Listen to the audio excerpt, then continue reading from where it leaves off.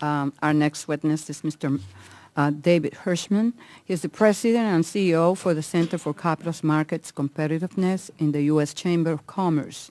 The U.S. Chamber of Commerce is the world's largest business federation, representing 3 million businesses. Welcome. Thank you, Chairwoman Velasquez, Ranking Member Graves, members of the committee.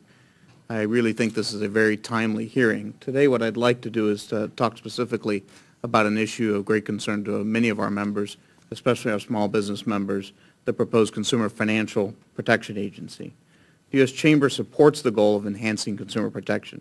In fact, the Capital Markets Center that I run was founded 3 years ago, before the current financial crisis, to advocate for comprehensive reform and modernization of our regulatory structure, including strong consumer protections. Consumers, including small businesses, need reforms that will ensure clearer disclosure, better information. They need vigorous enforcement against predatory practices and other consumer frauds. And we need to close the gaps in current regulation. However, the proposed Consumer Financial Protection Agency is the wrong way to enhance consumer protections. It will have significant unintended consequences for consumers, for small businesses, and for the overall economy. Today, the Chamber will release a study that examines the impact of CFPA on small business access to credit. The study is authored by Thomas Durkin, an economist who spent more than 20 years at the Federal Reserve Board. My remarks draw on the findings of that study to make the following points.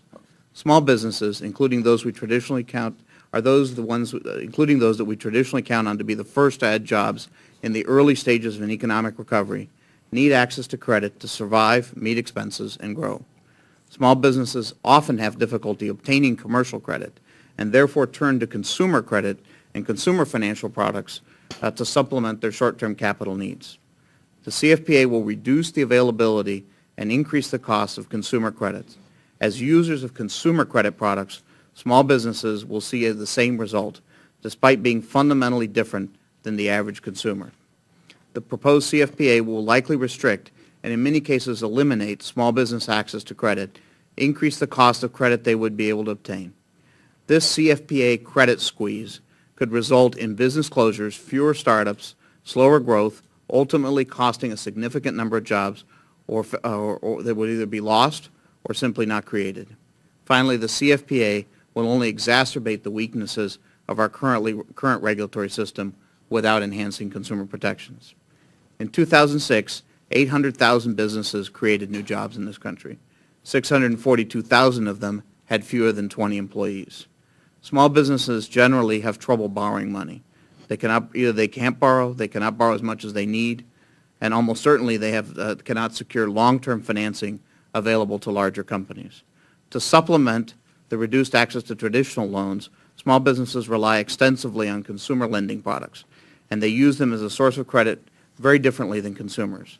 In other words, personal credit is the lifeline that sustains small businesses, particularly startups. Many of the products that small businesses rely on may be considered to some as fringe products, but they are the very products small business owners use to meet their short-term capital needs. As just one example, auto title loans provide small business owners with immediate access to cash and no upfront fees or prepayment penalties, and therefore can be very useful with meeting short-term business expenses. However, the CFPA and its approach to regulation failed to recognize the difference between small businesses as average consumers, both in terms of need and sophistication and their appetite for risk. As proposed, the CFPA will likely reduce the availability of these products and increase their costs. It will make it harder for financial firms to meet the needs of small businesses. The CFPA will create considerable new risks to lenders in terms of regulatory fines and litigation risks from extending credit to small businesses. H.R. 3126 is the wrong approach. It simply adds a new government agency on top of an already flawed regulatory structure.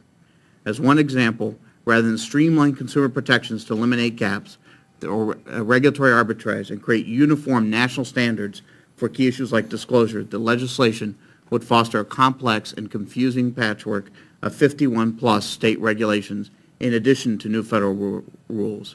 As we begin to see signs of economic recovery, we need to be especially careful to fully understand the impact of a whole new regulatory layer on small business, both as consumers and as providers of financial products. We look forward to working with the members of the committee on comprehensive modernization of our regulatory structure and appreciate your holding this hearing today.